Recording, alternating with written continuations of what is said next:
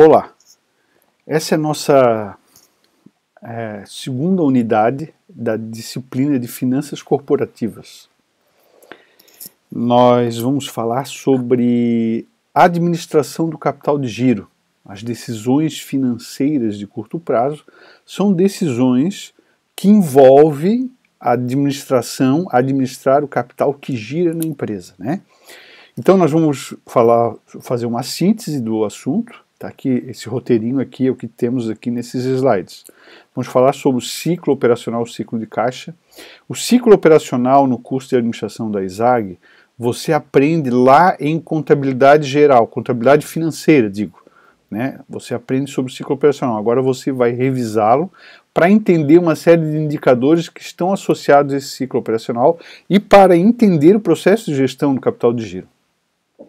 Nós vamos falar sobre a administração do disponível, sobre esse CMO, que significa caixa mínimo operacional. Nós vamos, aqui caixa, você também tem que lembrar o que aprendeu em contabilidade financeira. Caixa no sentido amplo, é sinônimo de disponibilidades, caixa e equivalentes de caixa. Vamos falar sobre a administração de contas a receber e também a administração de contas a pagar, né? Mas o foco, você já deve ter percebido, o foco é na gestão do ativo que gira, o capital positivo que gira, porque o passivo que gira, o passivo circulante, o passivo que gira, é uma decorrência das decisões do ativo que gira.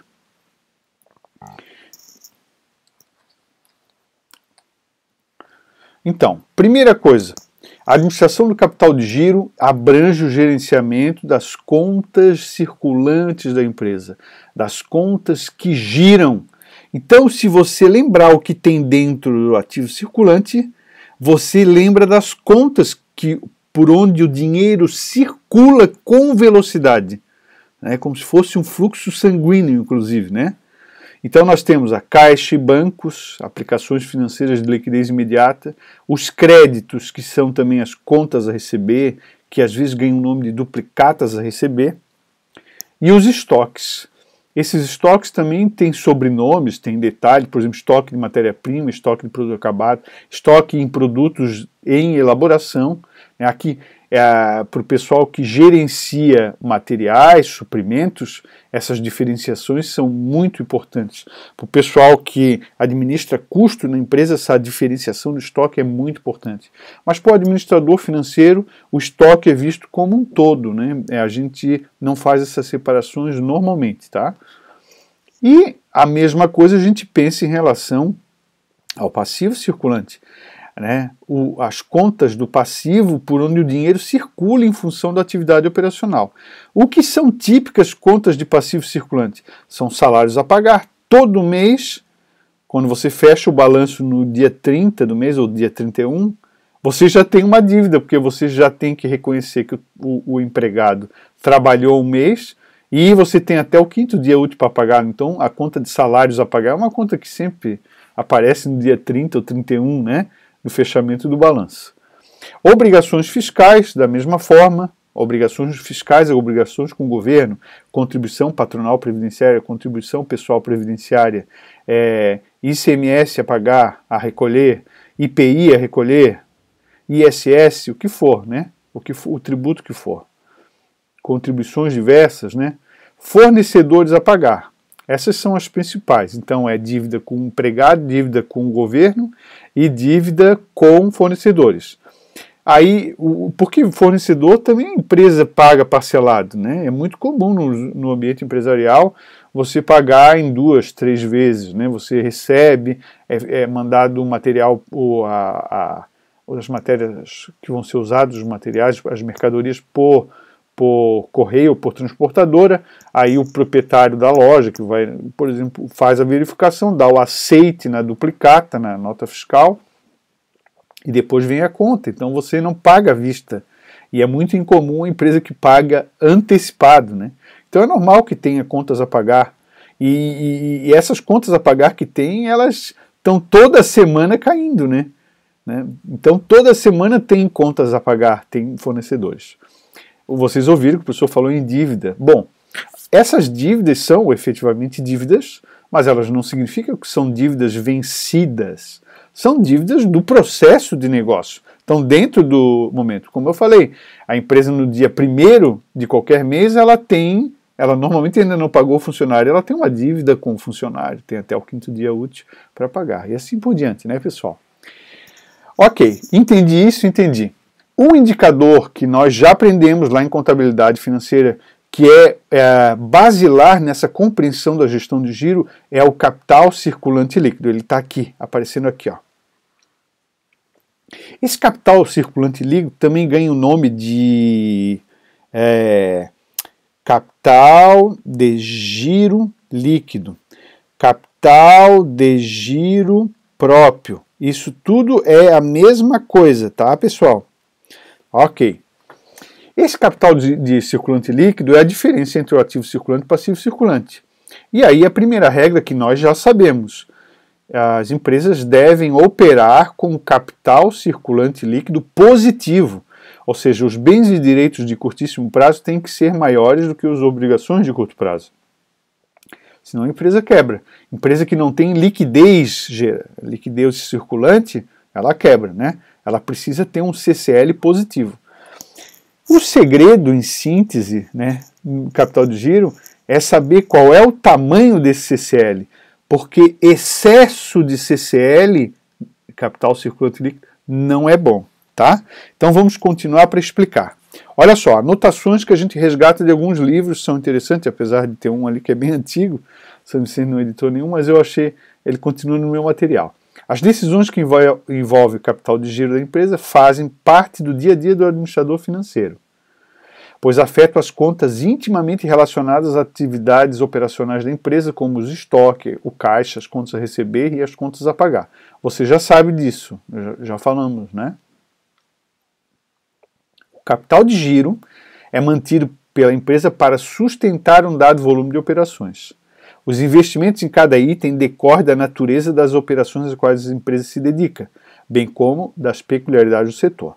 Então vamos pensar, um supermercado entra num supermercado. O que é um supermercado?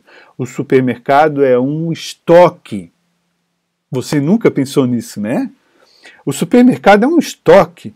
É óbvio que o supermercado, a maior conta de capital de giro dele é potencialmente o estoque, porque ela vende estoque. Já entrou no Macro? Já entrou no Angelone? Você entra, você está dentro de um estoque. Claro, um estoque todo organizadinho, bonitinho, né? Mas é uma loja, é um estoque. Uma empresa que gosta ou precisa vender parcelado, uma conta significativa é contas a receber. Vamos pensar uma? Casas Bahia, Magazine Luiza, essas lojas de departamento que vendem lojas Queires, elas vendem parcelado, elas até preferem vender parcelado. Então, obviamente, quando você abrir um balanço patrimonial de uma empresa dessa, a conta duplicatas a receber, ou créditos, ou contas a receber, é gigante, é enorme, né? Então, o volume de recurso que tem nas contas do capital que gira depende da natureza das operações da empresa. Uma indústria, uma empresa que produz prancha de surf, às vezes o estoque de matéria-prima é significativo para aquele tipo de negócio, né? E assim por diante. Vejam só o que está no próximo parágrafo. A empresa deve manter um nível de CCL, você já sabe o que é, capital circulante líquido, capaz de garantir a cobertura de contingências, pois se os pagamentos de obrigação são relativamente previsíveis, as obrigações são previsíveis, todo mês eu tenho que pagar o funcionário, todo mês eu tenho que recolher para o fisco várias contas, e toda semana provavelmente eu tenho que pagar o meu fornecedor, são previsíveis. Os recebimentos já é um pouco mais difícil. Apesar da empresa vender a parcelado e ter contas a receber, ela depende da venda. E a venda, a ocorrência da venda do serviço, ou da mercadoria, do produto, é mais incerta. Depende da situação econômica, da disposição dos consumidores para consumir e uma série de outros fatores. Por exemplo, neste momento de pandemia, muitos negócios estão sendo afetados porque as pessoas têm medo de ir ao negócio para comprar. Então estão evitando comprar em determinados negócios, tipos de negócios, né? Ok. E como eles são, os recebimentos são mais difíceis de prever, nós podemos ter problemas de liquidez. Podemos sofrer com risco financeiro. Risco financeiro de não conseguir pagar as contas de curto prazo no prazo certo. E uma empresa que começa a não pagar as contas de curto prazo, aquelas que vencem no curto prazo, ou seja, que estão no passivo circulante no prazo certo, é uma empresa que está correndo o risco de quebrar, de um fornecedor, de alguém pedir a falência da empresa, né? Então, daí a importância de se compreender o capital de giro e tomar decisões que mantenham um nível de capital circulante líquido. Um nível, né? Esse nível, cada tipo de empresa vai ter o seu. E a gente vai aprender algumas técnicas para descobrir qual seria aproximadamente esse nível. É uma questão de administração. Não tem receita de bolo aqui. É estudo, prática, experiência e testes ao longo do tempo, né? Então vejam só, nós temos 3 dimensões ou dilemas associados à decisão de capital de giro. Primeiro, o problema da liquidez dos ativos circulantes ou ativos correntes da empresa face à composição dos prazos de vencimento das dívidas de curto prazo. Então você sabe que no final do mês, no início do mês tem que pagar o funcionário, até o dia 10 tem que pagar o tributo, nos dias tais tem que pagar o fornecedor. Ok. Face à liquidez dos ativos correntes, você sabe que tem contas a receber e sabe que tem estoque, sabe que tem caixa. Então o que você precisa fazer a composição?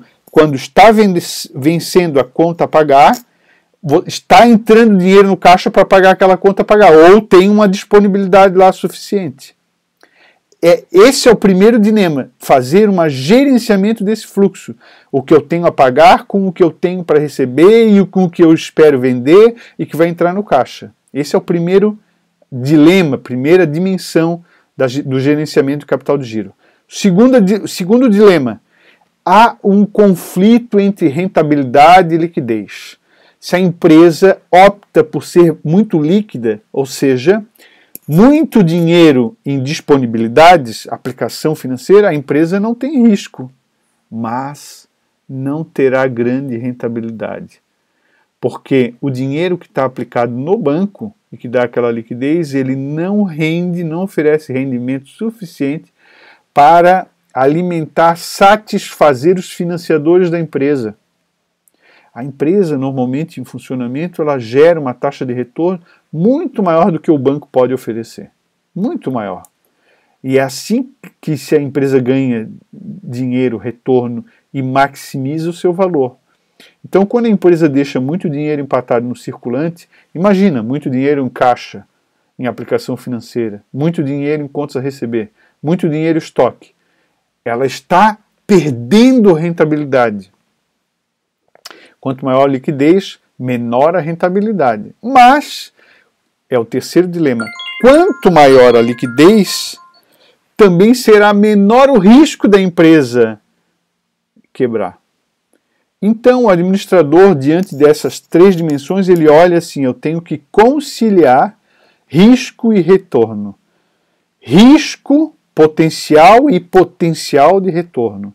Saldos excessivos de caixa prejudicam o retorno, mas diminuem o risco.